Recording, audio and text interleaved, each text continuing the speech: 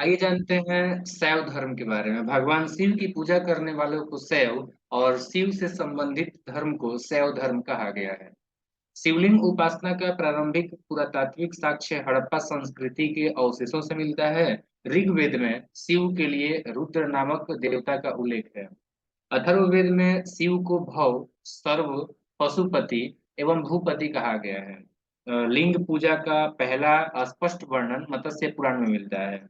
महाभारत के अनुशासन पर्व से भी लिंग पूजा का वर्णन मिलता है। रुद्र के पत्नी के रूप में पार्वती का नाम तैत्तिरीय अरण्यक में मिलता है। शिव की पत्नी की सौम्य रूप पद्मा, पार्वती, उमा, गौरी एवं भैरवी है। इसके बाद हम बात करते हैं, अगला पॉइंट है हम लोग का, वामन पुराण में शैव संप्रदाय की संख्या 4 बताई गई है और ये हैं पाशुपत, कापालिक, कालामुख, लिंगायतन लिंगायत।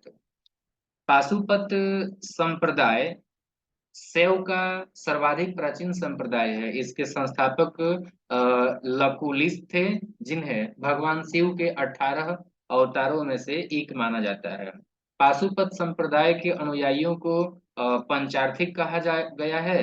इस मत का प्रमुख सिद्धांतिक ग्रंथ जो है पाशुपत सूत्र है। श्रीकर पंडित एक विख्यात पाशुपत आचार्य थे। आइए अब देख लेते हैं संप्रदाय और संस्थापकों के बारे में। तो आजीवक संप्रदाय के संस्थापक थे मखली पुत्र गोसाल। घोर अक्रियवादी संप्रदाय के संस्थापक थे पूरन कश्यप और यादृच्छावाद के संस्थापक थे आचार्य अजित और भौतिकवादी संप्रदाय के संस्थापक थे फकुद कचायत।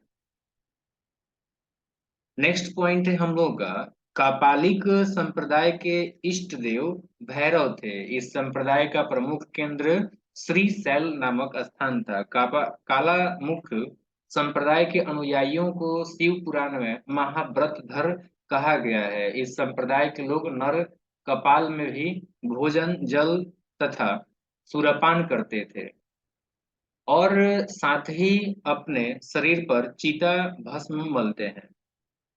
लिंगायत संप्रदाय दक्षिण में प्रचलित था। इन्हें जंगम भी कहा जाता था। इस संप्रदाय के लोग शिवलिंग की उपासना करते थे। शून्य संपादने लिंगायतों का मुख्य धार्मिक ग्रंथ है। बसव पुराण में लिंगायत संप्रदाय के प्रवर्तक अल्लभ प्रभु तथा उनके शिष्य बसाव को बताया गया है। इस संप्रदाय को वीर शिव संप्रदाय भी कहा जाता है। नोट में याद रखेंगे कि बासव वो उनका भतीजा चन्ना बासव कर्नाटक के कलचुरी राजाओं के दरबार में रहते थे। जैनों के साथ कठिन संघर्ष के उपरांत उन्होंने अपने मत की स्थापना की थी। उन्होंने जाति प्रथा का कड़ा विरोध किया और उपवास, प्रतिभोज, तीर्थ यात्रा एवं बलि प्रथा को अस्वीकार किया। बाल विवाह का विरोध किया और विधवा विवाह की अनुमति दी। 10वीं शताब्दी में मत्स्येंद्रनाथ ने नाथ संप्रदाय की स्थापना की। इस संप्रदाय का व्यापक प्रचार प्रसार बाबा गोरखनाथ के समय में हुआ। गोरखनाथ ने वर्ण व्यवस्था तथा ब्राह्मणों के विशेषाधिकारों की आलोचना की। उनके द्वारा प्रतिपादित सिद्धांत को तंत्र कहा जाता है। इसकी सदस्यता बिना जाति भेद सबके लिए खुली थी। दक्षिण भारत में शैव धर्म चालुक्य राष्ट्रकूट पल्लव और चोलों के समय लोकप्रिय रहा। पल्लव काल में शैव धर्म का प्रचार प्रसार नयनारों द्वारा किया गया। नयनार संतों की संख्या 63 बताई गई है, जिनमें अप्पार, तिरुज्ञान, संबंदर एवं सुंदर मूर्ति आदि के नाम उल्लेखनीय है। एलोरा के प्रसिद्ध कैलाश मंदिर का निर्माण राष्ट्रकूटों ने करवाया। चोल शासक राजराज प्रथम ने तंजौर में प्रसिद्ध राजराजेश्वर शैव मंदिर का निर्माण करवाया, जिसे बृहदीश्वर मंदिर के नाम से भी जाना जाता है। कुषाण शासकों की मुद्राओं पर शिव एवं नंदी का एक साथ अंकन प्राप्त होता है। नोट में याद रखेंगे कि पशुपतिनाथ मंदिर नेपाल की राजधानी काठमांडू से 3 किलोमीटर उत्तर पश्चिम में बागमती नदी के किनारे देवपाटन गांव में स्थित एक शिव मंदिर है।